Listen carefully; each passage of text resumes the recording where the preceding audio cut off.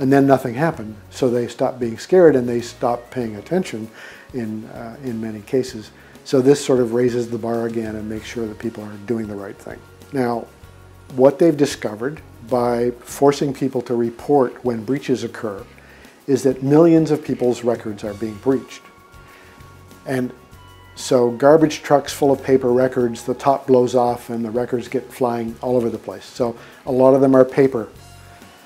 Doctors, especially in the old days, used to put the paper records in their trunk and take them home to look over the records and sign them, and then someone would steal the car. So there were lots of ways that records could be stolen, but one of the huge issues right now, particularly because of the volume, is that people are stealing portable devices like laptops.